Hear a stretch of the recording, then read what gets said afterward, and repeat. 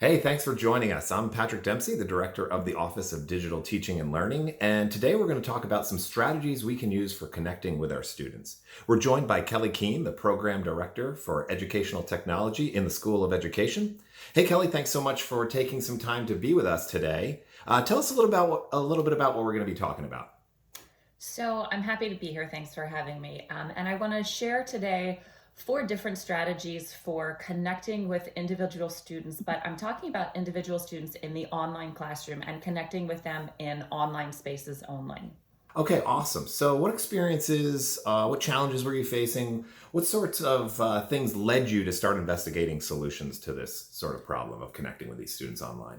So our EdTech program has been online for about 5 years, and from the beginning, we were really focused on how we translate the high touch, high quality in person experience that Loyola is known for, and how do we translate that to the online classroom.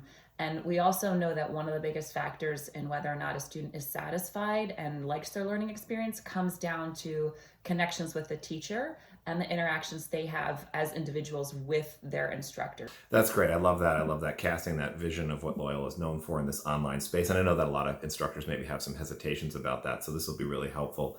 What are some things that you've tried or some steps you've taken to try to help make this happen? Well, one of the first things, and we tried some different techniques. We kind of brainstormed what might work, how we could be making these one-on-one connections. And one of the first things we did was interviews with students, kind of in a one-on-one setting, but it was too time consuming. We loved having the chance to talk to them one-on-one, talking to them about, where their master's in educational technology might take them. Maybe it was even something a little bit more class specific for some of the interviews, but it was too time consuming. One of the other things that we tried was having more live Zoom classes. But kind of when we found that when you force those, it almost was like a waste of time because it wasn't providing the one-on-one connections we were looking for.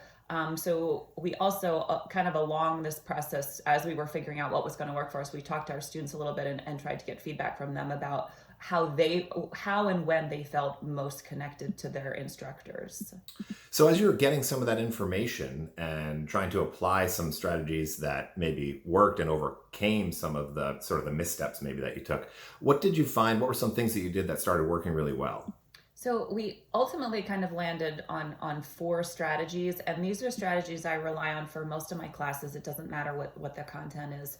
They're all fairly simple with a little bit of preparation, and kind of knowing what you're looking for. One of the first assignments, the first strategy, and it's connected to the first assignment that I have my students do, is they complete a very short survey, online form about their personal learning preferences. So how they like to learn, how they study, maybe what they're good at, what teachers they had in the past that they learned best from. And they answer, kind of very short questions. I pick out one excerpt from their responses, and then I follow up with each of them individually and share something, relative. I welcome them to the class, and then I say something, like, oh yes, we shared this particular trait, or I had a similar experience with a teacher, in my schooling, or I admire something that they said. So there's no points, no grades associated, with this short survey that they fill out. It's just kind of me showing, hey, I'm reading your responses, I'm interested. It's just my first kind of touch point to connect with them. The second strategy that I really like is kind of more ongoing, and it's throughout the course of the semester. When students are completing quizzes or assessments or submitting something, I find one thing to compliment for each person. And then I send either another individual email. And it's simple. It's, something that says like, great work on this quiz. You're the only person who got 100, or, that conclusion you wrote was excellent because whatever reason it was excellent. So again, the whole point of this personalized email is just to give them a little compliment, to say, again, like, I want you to know that I'm looking at everything. I'm checking it. I'm a real person here. I know you are too, because that's sometimes the feeling that gets lost, I think, when we're online so often.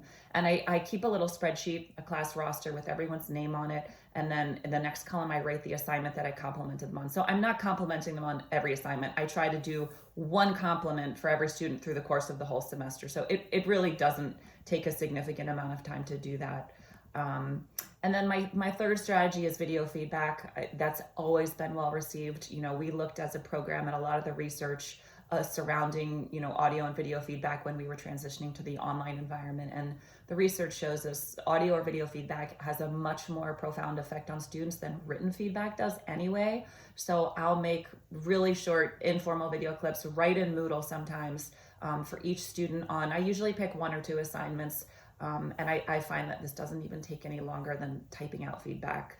And then the last strategy, and this works well for graduate students, and it sounds almost old-fashioned at this point, but like I said, it works, and it's one of the most direct methods to connect with students, and it's a phone call. So it reminds students they have support, and it just provides a space for them to share or to talk about any concerns. It doesn't have to be long. I often will call them in the evening and just say like, hey, I'm checking in. How's everything going? During the pandemic, this was a strategy that was so valuable because I learned things about my students and what they were experiencing that they weren't, otherwise sharing. And so again, like really simple and takes a little bit of time, but I feel like is so valuable. And I like these strategies because it allows me to connect with individual students really easily. I want to make sure that I'm using my time really efficiently too. And our students are really responsive to these efforts. We collected feedback in a Qualtrics survey, and it's also kind of feedback that often shows up on the open-ended section of my student evaluations, my course evaluations, where students are saying, I really feel like this professor connected with me and wanted me to succeed and wanted to talk to me throughout this semester. So I think it really makes them feel like I want them to do their best as well, and it makes them feel like they're really valued. That's amazing. So you're doing surveys, you're doing like these little celebration feedbacks, you're creating video, maybe audio feedback, and you're really connecting with these phone calls.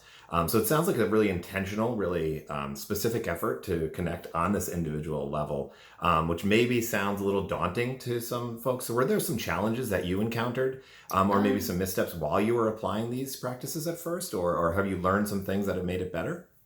Well, I think we've definitely learned some things that made it better. I would say maybe, I don't want to say it was a misstep, but one of the things that I tried to do that I don't think really was particularly valued in the end was I tried to make kind of the little, celebrations and compliments a little bit more public. So I was posting them on like a Padlet site saying like, almost like the good news from our class, like this student did great, almost like a bulletin board you would find in an elementary school classroom with, the A+ papers tacked up on it.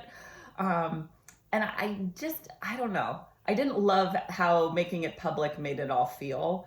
And so I think that was maybe a misstep in the wrong direction because what I'm trying to do is really just connect one-on-one with students with this. It doesn't need to go into, a public kind of setting, I felt like. Yeah, that's great. And so you talked a little bit about collecting some data and you're seeing some of this feedback that you were hoping to get in those course surveys. Can you talk a little bit, maybe at a high level, or even some specific examples of a difference that this has made to how you approach your teaching and or maybe how you think students are learning in your courses? For me, teaching is about positively impacting my students in ways that are academic, of course.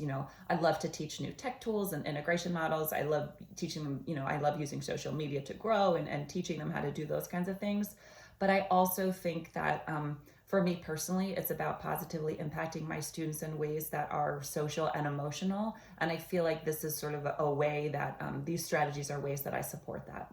So you talked about a little bit about like new things, like, well, social media isn't new, but maybe trying some different approaches. Are there things you're doing to continue to improve this? I mean, this is working, but it sounds like one of the things that you really want to do is continue to refine your practice of making these intentional, deep, meaningful connections. Definitely. I mean, I'm always looking for new and creative, ways to connect with my students, but new and creative teaching strategies, ways to engage students online.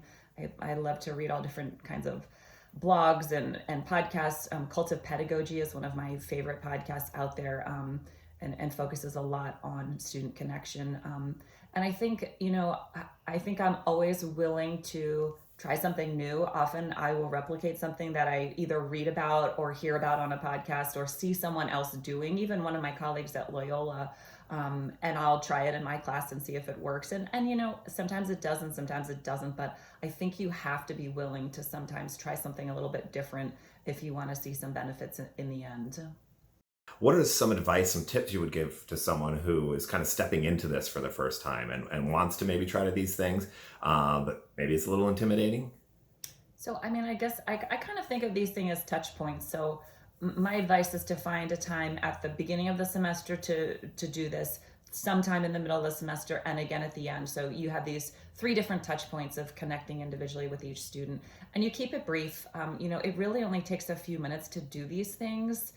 You can have a general template ready. If it's the strategy where you're perhaps complimenting them on a particular assignment, you could have a little template ready that you just copy and paste to the students. Obviously you'd have to personalize it a little bit because that's kind of part of this. And I'd say also keep track of who you have been, who you've connected with, so that in the end, you've at least tried to connect with every student, one time, and hopefully in more than one way too. So I think, keeping a template or having a template handy of some feedback is useful. And then, like I said, just kind of keeping track of who you're connecting with, because it can be a lot of students. And I think it only needs to take a little bit of time. And I think devoting a little bit of time every day, or, every couple of days in small chunks, really in the long run adds up. This is great. So this is really practical. I think it's really intentional. It's not complicated. Maybe it takes some time to get going the first time, but it seems like some really effective, really simple strategies that really anyone could apply and sort of customize for their setting. So thanks. It's just really great info.